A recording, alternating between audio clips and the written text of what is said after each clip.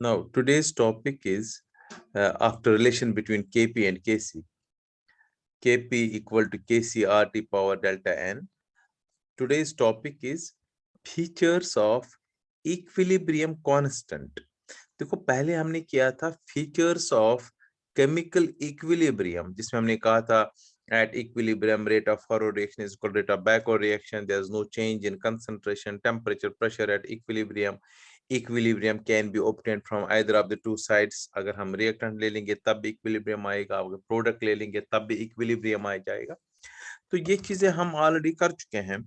Chemical equilibrium के features आज मैं करा रहा हूं. Today's topic is features of equilibrium constant के features. Very important again for numerical questions.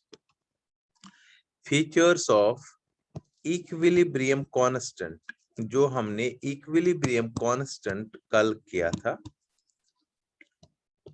In terms of pressure, in terms of concentration. Equilibrium constant, अगर मैं सपोज जस्ट एक थोड़ा सा रिवीजन बता दूं आपको, तो लास्ट टाइम हमने किया था ये gases reaction A B B gives C C D D. इसके लिए equilibrium constant K C in terms of molar concentration किसके बराबर होता है? Concentration of products upon concentration of reactants, with each molar concentration term raised to the power equal to stoichiometric coefficients present in the balanced chemical equation. जो इसका ratio है, ratio of products and reactants जो है, it remains always constant. That is equilibrium constant. So equilibrium constant is a constant term. Product of products divided by reactants, ये हमेशा constant रहता है equilibrium पर. अगर हम चेंज भी करेंगे कंसंट्रेशन, प्रेशर, टेम्परेचर, ऐसी चेंज आ जाएगी, Kc रिमेन्स कांस्टेंट. फिर मैंने कहा था कल कि इन टर्म्स ऑफ Kp भी हम बता सकते हैं.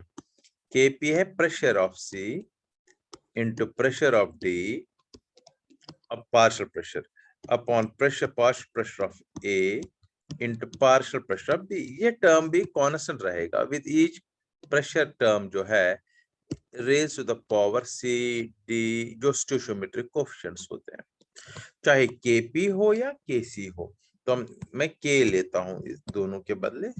इक्विलिब्रियम कांस्टेंट, जो ये कांस्टेंट रहता है एट अ पर्टिकुलर टाइम. इसके कुछ फीचर्स है, इसकी कुछ अपने कुछ पॉइंट्स है, कुछ कैरेक्टरिस्टिक्स है जो हमने आज स्टडी करनी है. So today's topic is features of this equilibrium constant K. सबसे पहला ये कांस्टेंट रहता है, ये चेंज नहीं होता एक रिएक्शन के लिए. हाँ, हम कंसंट्रेशन रिएक्टेंट चेंज कर सकते हैं, प्रोडक्ट चेंज कर सकते हैं, तो अकॉर्डिंगली जो रिएक्टेंट चेंज करेंगे तो प्रोडक्ट अकॉर्डिंगली चेंज हो जाएगा, so that K remains constant. But remember this is important point. पहला फीचर इसका अगर हम देखें, K कांस्टेंट है. K remains constant at a particular temperature. तो एक रिएक्शन के लिए K का वैल्यू, इक्विलिब्रियम कांस्टेंट का वैल्यू जो है कांस्टेंट होता है. K remains at a fix temperature, at a particular temperature. हाँ, K डिपेंड करता है सिर्फ टेम्परेचर पर. टेम्परेचर चेंज करेंगे, चेंज जरूर होगा, वो भी डिपेंड करेगा, इंक्रीज होगा, डिक्रीज होगा, लेकिन चेंज जरूर होगा. फिक्स, ये पहला पॉइंट है. K is fixed for a chemical reaction at a particular temperature. This means K depends upon temperature. इसका मतलब है K जो है it depends upon temperature, right? K depends upon temperature. पहला फीचर. दूसरा फीचर मैं इसका बताता हूं. देखो अगर K का वैल्यू, दो रिएक्शंस है, suppose I am having two reactions. एक में K का वैल्यू 10 है सपोज, दूसरे में K का वैल्यू 5 है. इससे क्या पता चल रहा है हमें? जहां K का वैल्यू ज्यादा है वहां ज्यादा क्या बनेगा इक्विलिब्रियम में, प्रोडक्ट या रिएक्टेंट्स. और जहां K का वैल्यू कम है वहां कम क्या होगा? देखो बेटा, के क्योंकि बराबर होता प्रोडक्ट्स बाय रिएक्टेंट्स, अगर के का वैल्यू ज्यादा है इसका मतलब है प्रोडक्ट ज्यादा बना है इक्विलिब्रियम में, तभी तो वैल्यू ज्यादा आएगा। अगर के का वैल्यू कम आ रहा है इसका मतलब प्रोडक्ट कम बना है, इक्विलिब्रियम थोड़ी देर बाद ही आया है, कम प्रोडक्ट। नॉर्मली हमें जब प्रोडक्ट बनाना होता है के का वैल्यू ज्यादा आना चाहिए। सो के का वैल्यू हमें एक आइडिया देगा about molar concentration of reactants and products at equilibrium. When K का वैल्यू ज्यादा है, it indicates molar concentration of products is more, while as molar concentration of reactant is less at equilibrium. अगर K का value कम है तो ये उल्टा indicate करेगा, जितना K का वैल्यू ज्यादा, अगर एक में K का वैल्यू 100 है, दूसरे में K का वैल्यू 10 है, आप इमीडिएटली बताएंगे सर जहां पर 100 है वहां प्रोडक्ट्स बहुत ज्यादा बने हैं और तब इक्विलिब्रियम आया है, और जहां K का वैल्यू कम है 10 है वहां पर प्रोडक्ट्स कम बने हैं और तब इक्विलिब्रियम आया है, राइट। तो ये फ्रैक्शन में भी हो सकता है कि अगर कंसंट्रेशन ऑफ ये रिएक्टेंट्स की ज्यादा रहेगी प्रोडक्ट्स कम, तो फ्रैक्शन में भी आएगा। ये दूसरा पॉइंट है, ठीक है ना। तो याद रहे पहला पॉइंट क्या बताया मैंने, फर्स्ट पॉइंट मैंने कहा कि इट के का value remains constant at a particular temperature, therefore के डिपेंड्स अपॉन टेम्परेचर। दूसरा वैल्यू मैंने कहा के गिव्स एन आइडिया अबाउट, के gives an idea about molar concentration of reactants and products at equilibrium, of reactants and products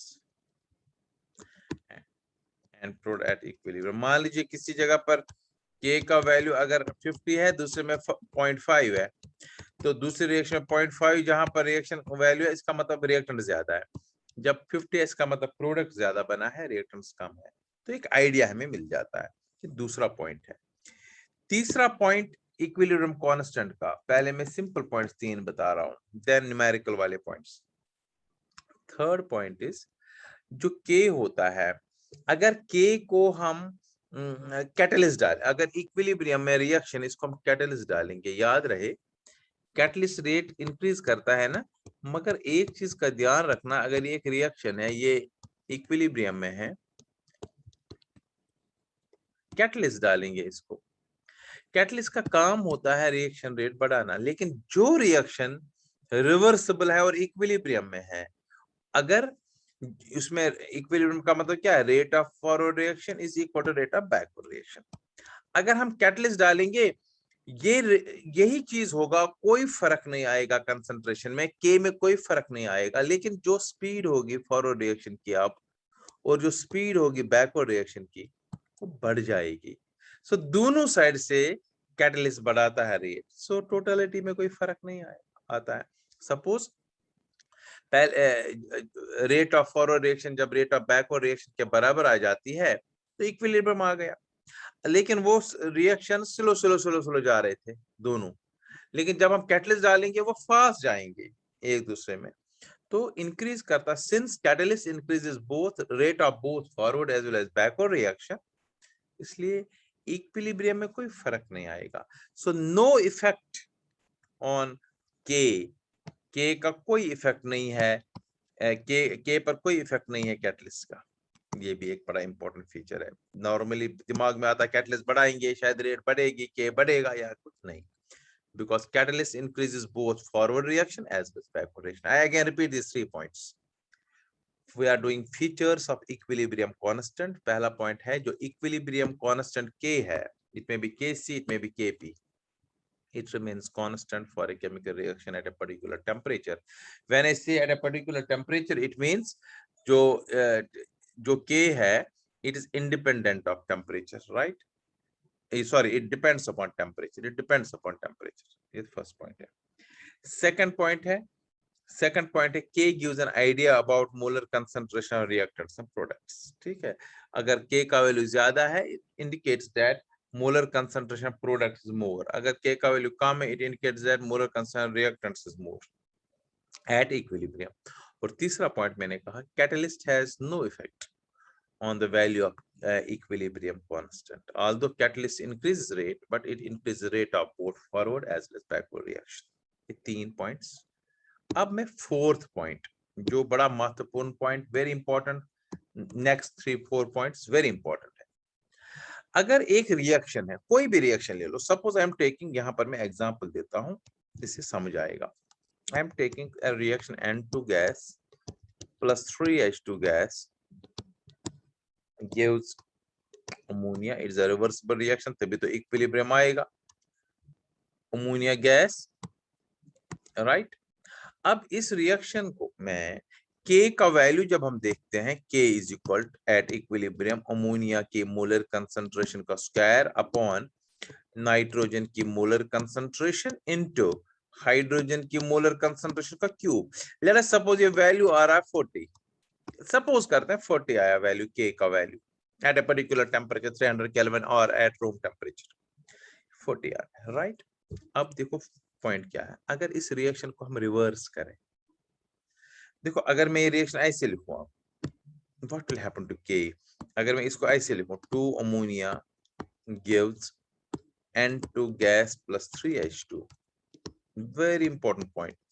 अब इसका K किसके बराबर है, सपोज इसका K किसके बराबर है, K डैश उसका मानता हूं मैं, न्यू K डैश, इसका तो आएगा ना N2 H2 power 3 upon ammonia square. कोई बता सकते ये वैल्यू किसके बराबर होगा, ऊपर वाली सेम कंडीशन है, शाबाश, 1/40। बहुत सुंदर, इट विल बी 1/40, बहुत अच्छा। यही तो एक फीचर है इसका।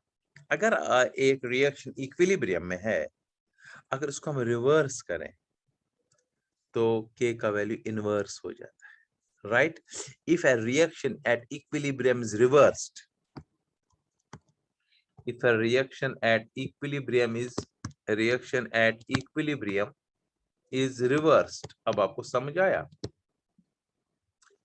its equilibrium constant जो है, equilibrium constant जो है, it gets inversed, is inverse, मतलब K dash new equilibrium constant, K dash किसके बराबर आएगा, 1/K के बराबर। दिस इज इंपॉर्टेंट, क्योंकि आपको ये यूज करना है। बिल्कुल यही रिएक्शन ऊपर होगी और आपको आएगा वैल्यू 40 है, बता दो इस रिएक्शन के लिए इक्विलिब्रियम कांस्टेंट का वैल्यू क्या है। आप देखेंगे यार ये तो रिवर्स हुई है, तो 1/40 होगा। ये next very important point, right. मैं एग्जांपल से समझाता हूं, सिर्फ आपको इतना याद रखना है। If reaction at equilibrium is reversed, its equilibrium constant is inversed. Now next point, next feature, इसके लिए भी मैं एक एग्जांपल देता हूं। पहले सपोज मैं यही रिएक्शन फिर लेता हूं, N2 plus 3H2 gives ammonia, it's a gaseous reaction, gas लिख लो साथ साथ, ये तो पता है वैसे आपको। अब इसके लिए मैं K का वैल्यू आपको पता है 40 है, अभी बताया था। 40 का मतलब चलो बता देता हूं, इट इज बेसिकली, अगर मैं K का वैल्यू दे दूं, K is equal to ammonia का स्क्वायर अपॉन N2 का molar concentration into molar concentration of H2 का क्यूब। ये हमने 40 निकाला, राइट। अगर डिवाइड करेंगे इस रिएक्शन को किसी इंटीजर से, 2 से, 3 से, 4 से, सपोज मैं 2 से डिवाइड करता हूं ऊपर वाली रिएक्शन को, तो क्या बनेगी रिएक्शन, अब न्यू, सपोज करते 2 से, 3 से, 4 से, चलो 3 से करेंगे, 4 से करेंगे, 5 से करेंगे, उससे कोई फर्क नहीं। मैं 2 से किया, 1/2 N2 प्लस, शाबाश, इसको 2 से डिवाइड कर लो, 3/2 H2 गिव्स 2/2, मतलब अमोनिया, सिंपल 2/2 1 अमोनिया। अब इसका K अगर हम निकालेंगे, अब वो जो K इस वाले रिएक्शन जब डिवाइड करेंगे तो K किसके बराबर आएगा, आप बता सकते हो, देखो ध्यान से। फिर मैं लिखूंगा N2 अमोनिया की molar concentration upon molar concentration of N2 power 1/2 into molar concentration of H2 power 3/2, right. मैं अगर इसमें से बेटा 1/2 निकालूंगा, सबसे कॉमन देखो क्या रहेगा, ऐसे NH3 स्क्वायर ध्यान से सुनिएगा मैंने क्या किया, N2 इंटू H2 का क्यूब। मैंने पूरी रिएक्शन से 1/2 कॉमन निकाला। देखो वही आ गया ना, अब वही चीज देखो, जो चीज मैंने डिवाइड किया था ना ऊपर वाली रिएक्शन को, वो टोटल पावर आएगा ना। अब मल्टीप्लाई कर लो, अमोनिया का स्क्वायर इंटू 1/2, तो अमोनिया आ गया। नीचे देख लो, N2 का पावर 1/2 आएगा और H2 का पावर 3/2 आएगा। सो जिससे मैंने डिवाइड किया वो होल आ रहा है।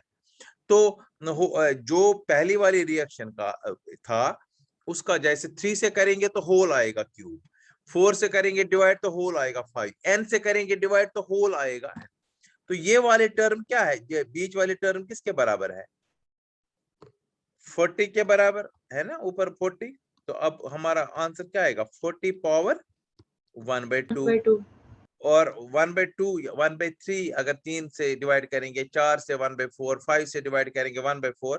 तो मतलब अगर हम ये रूट ऑफ 40 आया, क्योंकि 1/2 आएगा तो रूट, अगर 3 से डिवाइड करेंगे तो क्या आ जाता फिर 1/3, मतलब क्यूब रूट ऑफ 40 अगर 3 से डिवाइड करेंगे ऊपर वाली रिएक्शन। अगर ऊपर वाली रिएक्शन को डिवाइड करेंगे 2 से तो क्या आया था, square root of 40।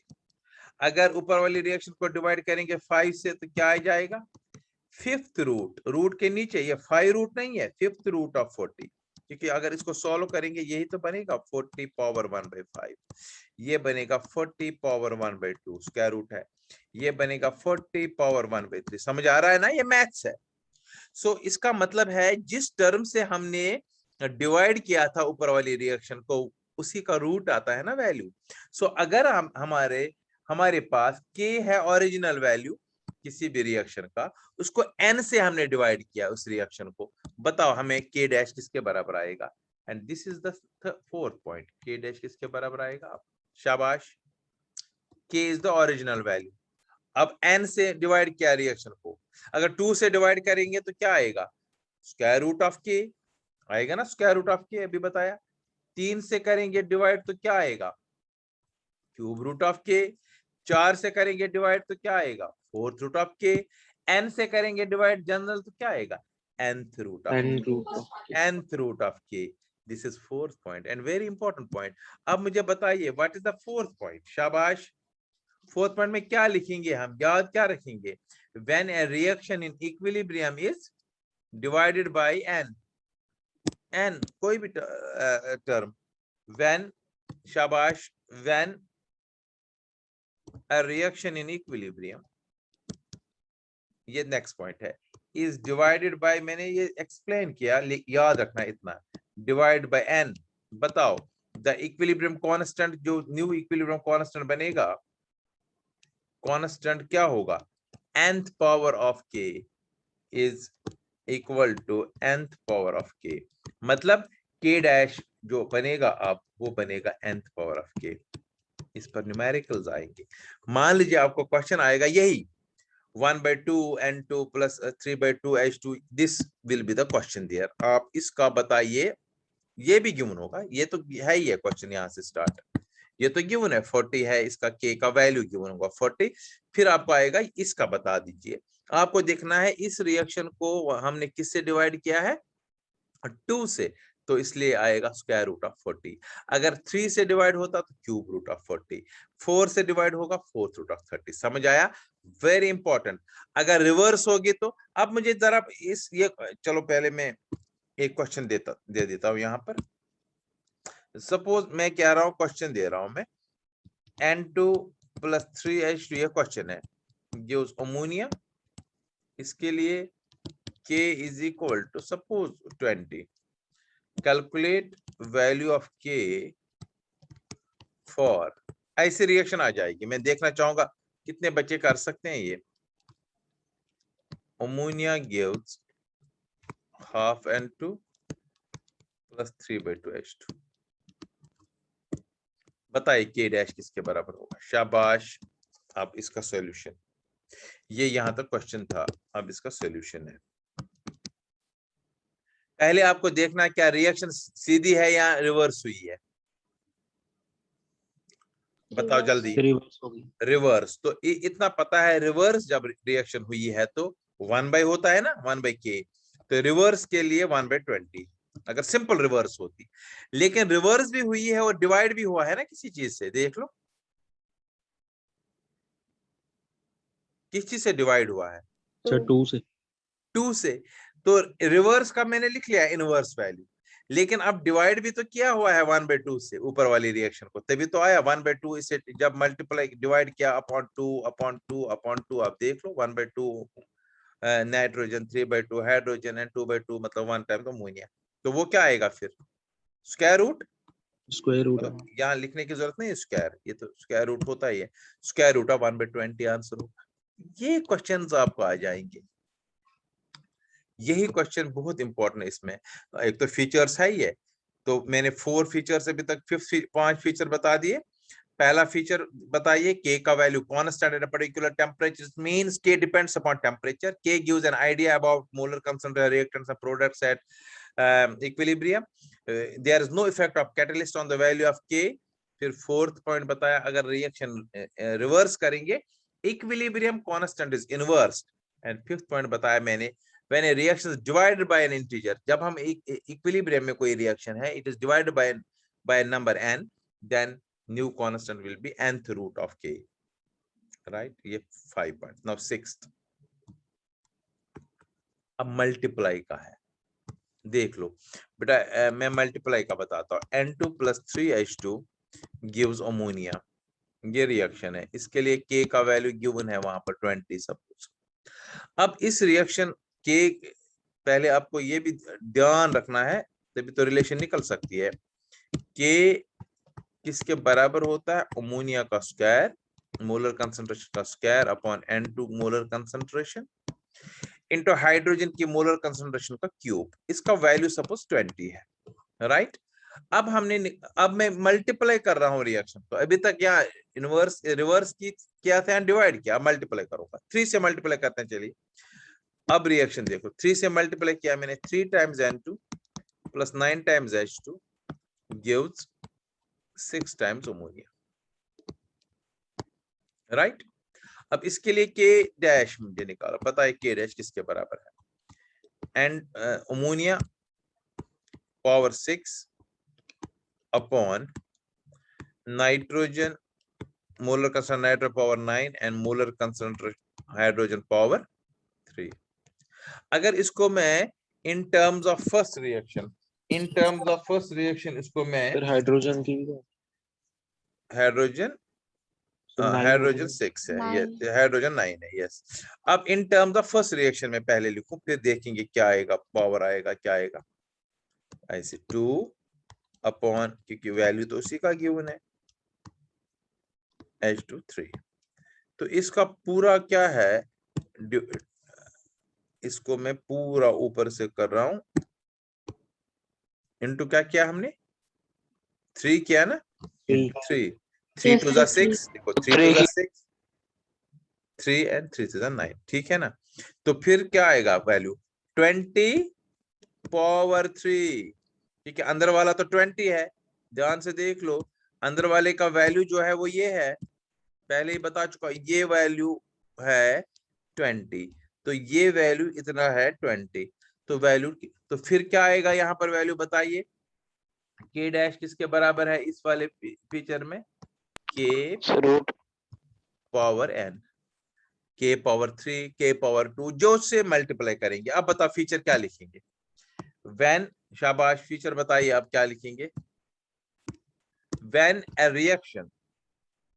a reaction in equilibrium is multiplied by, अब मल्टीप्लाई का है, is multiplied by n, यहाँ पर n लिखेंगे।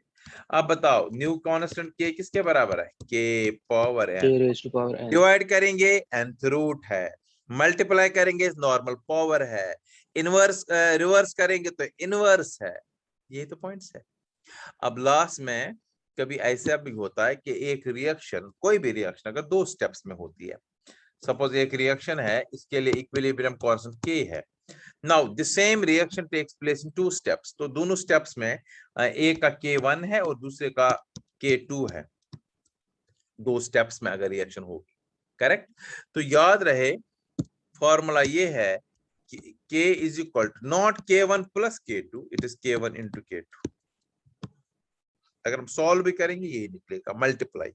इफ अ रिएक्शन, वैसे ही ऐसा क्वेश्चन आएगा नहीं, फिर भी पता होना चाहिए. If a reaction takes place in 2 steps having equilibrium constant K1 and K2, then जो न्यू इक्विलिब्रियम होगा, then K will be equal to K1 into K2 into not plus. बच्चे नॉर्मली प्लस हो, वो प्लस नहीं आएगा. These were features of chemical equilibrium constant and very important for entrance point of view.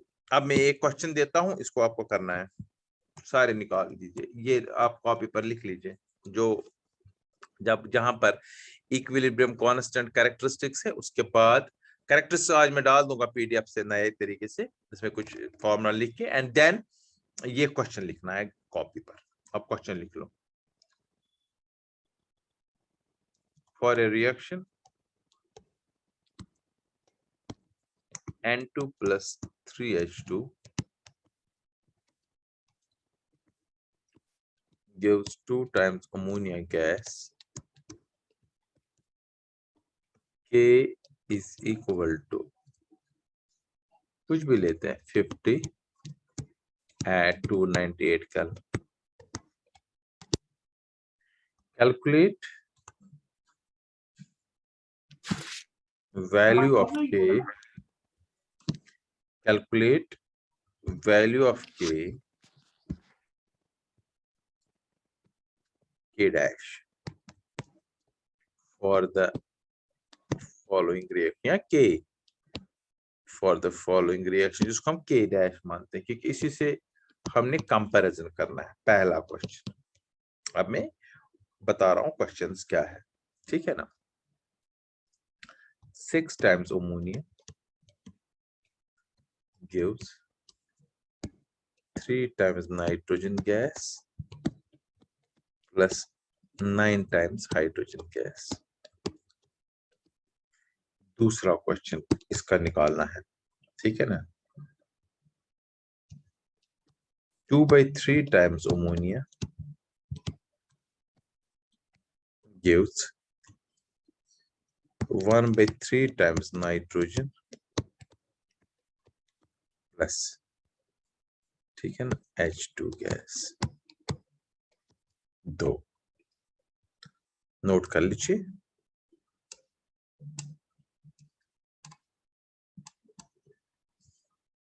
अभी आप screenshot भी उठा सकते हैं.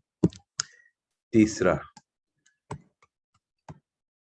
इसी रिएक्शन से रिलेटेड हमने चूंकि देना है.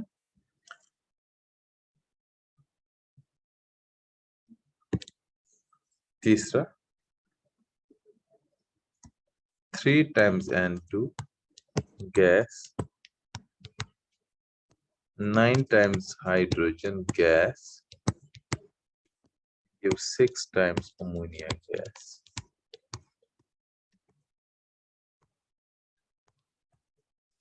Right?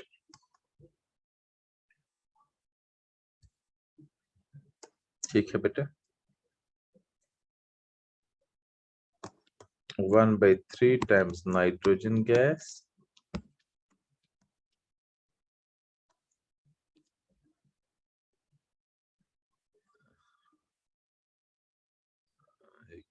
वन पे 2 लिख लो या 9, ठीक है.